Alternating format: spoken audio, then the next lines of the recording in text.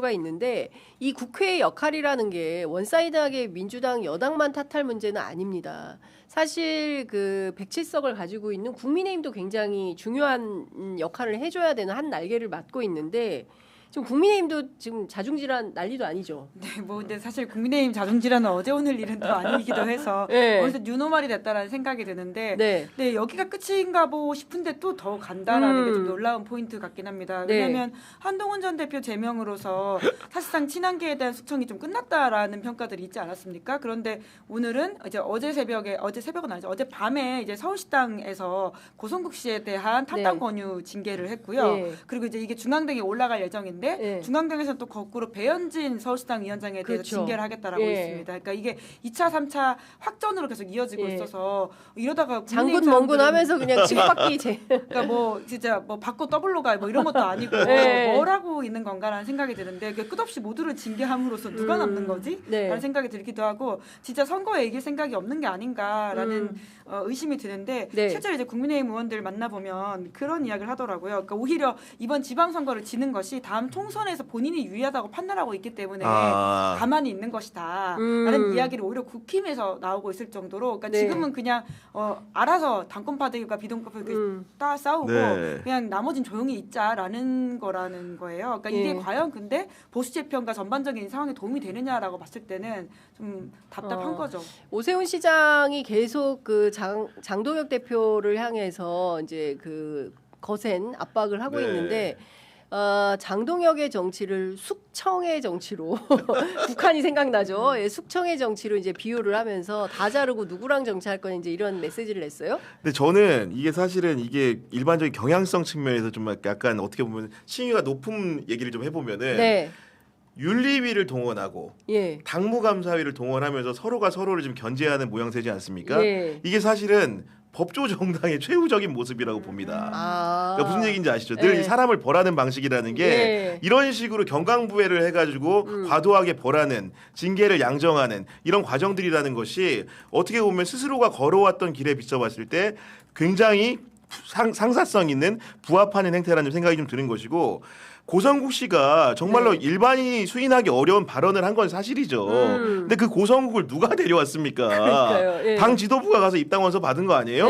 그리고 심지어는 뭐 인재영입위원장이 되신 분 같은 경우에도 사실은 그 방송에 출연하는 사람인데 그런 사람을 같은 정당 안에서 지도부는 모시고 서울시당은 징계하는 코미디가 어디 있습니까? 고성국 씨가 그리고 입당한 지가 무슨 10년 된 것도 아니고요. 사실은 몇 달도 아닌 것 같아 느낌에는. 이렇게 근자에 이렇게 입당하신 분에 대해서 갑자기 탈당 권유라는 코미디를 어느 국민이 정상적이라고 받아들이겠습니까? 근데 그렇다고 해서 이 징계를 또 맹비난을 할 수가 없는 것이 그 앞에 또 전사가 있지 않습니까? 한동훈에 대한 제명, 김종혁에 대한 제명 같은 것들이 기본적으로 당에서 검찰 역할을 하는 곳, 법원 역할을 하는 곳들에서 이런 결정을 내린 겁니다. 그러면 사실 이런 분들이 나중에 수권을 하게 되면 뻔하죠. 어느 세력을 동원을 하겠습니까? 그렇겠죠. 검찰을 동원하고 법원을 동원하려는 유혹에 시달릴 수가 없는 거고 늘 그런 일들을 행정가로서 해왔기 때문에 정당에 와서도 그런 수밖에 두지 못하는 게 아닌가라는 생각이 들고 정치는 말로 풀어야 되는 거고 토론과 논쟁을 통해서 해소해야 되는데 단죄를 통해서 늘 해소하는 방식에 익숙해져 있다 보니까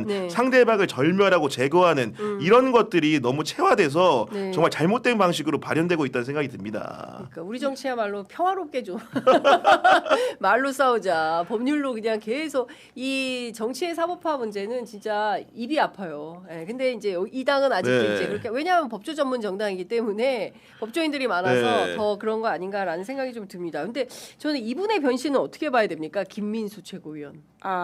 제가 그 말을 보고 2009년에 이명박 대통령이 일본 정상을 만났을 때 했다라고 하는 발언이 생각나더라고요. 요미우리 보도였는데 독도와 관련해서 다케시마라고 표시하겠다라고 일본 정상이 이야기하자 당시에 이명박 대통령이 지금은 곤란하다 조금만 기다려달라 이렇게 이야기했다는 보도가 있어요. 그 당시에 사자성어처럼 표현가 됐는데 직원족이라고 해가지고 굉장한 유행이 됐었습니다. 그러니까 지금 딱 그 앞에서는 저렇게 이야기하고 뒤에서는 저렇게 말하는 태도라고 하는 것에 일본 언론이 보도했고 당시 청와대는 부인을 하긴 했습니다만은 굉장히 이것도 직원족이 같다라는 생각이 들더라고요. 그러니까 지금은 곤란하다, 조금만 기다려 달라 이런 태도가 아닐까 싶은데 앞에서는 저렇게 하면서 결국 뒤에서는 실제로 우리 변한 거 아니니까 너무 걱정하지 마라는 이야기를 했다고 전한계 씨가 또 폭로했거든요. 그런 것만 보더라도 참 국민들 수준을 너무 우습게 아는 게 아니냐라는 생각이 들어요.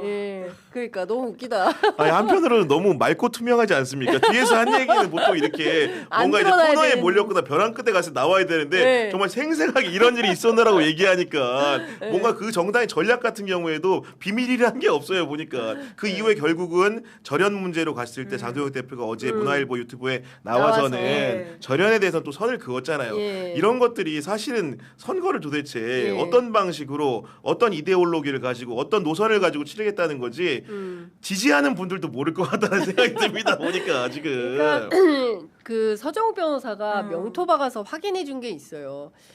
그 장도영 대표는 절대로 전한길과 헤어질 수가 없다. 왜냐하면 전한길 세력으로부터 지지받아서 당대표가 됐기 때문에 헤어지는 순간 당대표 사퇴해야 되는데 그 선택을 과연 하겠냐. 그렇기 때문에 장동혁은 절대로 전한길로부터 그 자유로워질 수 없다. 그러니까 무슨 얘기냐면 전한길 류에게 포획당한 당대표인 거예요. 그게 지금 오늘날 국민의힘의 현실인 거고 핵심은 윤 어게인인 거잖아요. 그런 얘기 했지 않습니까? 지방선거에서 승리하면 윤석열 석방이다. 이런 얘기를 했다는 거잖아요. 그러니까 지방선거에서 국민의힘이 대승하면 윤 어게인이 자연스럽게 되는 거다. 근데 저는 이 로직도 이해는 안 갑니다. 지방선거하고 그게 무슨 상관인지. 근데 하여튼 이제 그런 주장을 하는 거 아니겠어요? 그러니까 대단히 어설프기도 하고. 뭐 사실 로직으로 따지면 뭐 윤석열 씨를 구하려고 트럼프가 항공모함 타고 온다고 했던 분들이기 때문에 트황이 윤카를 구할 것이다. 뭐 항공모함 타고 뭐 청계천으로 온다고 하지 않았습니까? 항공모함 타고 청계천으로. 그렇기 때문에 사실 뭐 로직은 따지기 좀 어려운 상황인 것 같고요. 어느새 블랙 코미디가 되어버린 건 사실인데 과거에 당선됐을 때도 이제 지분을 요구했다 이런 식의 이야기들이 굉장히 많았어가지고 이에 대한 논쟁들이 있었던 기억이 있거든요. 그러니까 언젠가는 그런데 발목이 잡힐 수밖에 없는 빚진 당선이었기 때문에 그건 필연일 수밖에 없다고 보고요. 그러니까 지금 장동혁 대표가 본인이 이제 말이 아니라 행동으로 보여주겠다 이런 취지의 말을 했거든요. 근데 보통 어떤 행동을 보여줘야지 윤석열과 결별했다는 모습을 보이는 것인가. 3월 1일에 당명을 새로 발표한다고 했는데 당명 하나 바꾼다고 사람들이 뭔가 윤과 절연했다고 생각하진 않을 거거든요. 그러니까 뭘 하더라도 지난 1년 반 동안의 행동으로 평가할 것인데 잠깐 지방선거 앞두고 반짝 우리 정말 잘못했습니다. 이제는 앞으로 잘하겠습니다라고 한다고 그 지난 1년 반에 대한 국민들 평가가 바뀌지는 저는 않을 거라고 봅니다. 그러니까 그러니까요. 근데 제가 보기에는 지금 뭐 이런 기조와 그 관성으로 간다면 지방선거에서는 TK 지역을 제외한 나머지 지역에서 국민의힘의 승리를 예상하기 좀 어려울 것 같아요. 아니 근데 전 한편으로는 김민수 최고위원이 갈수록 정상적인 말에 가까운 얘기들을 좀 하고 있는 건 사실이에요.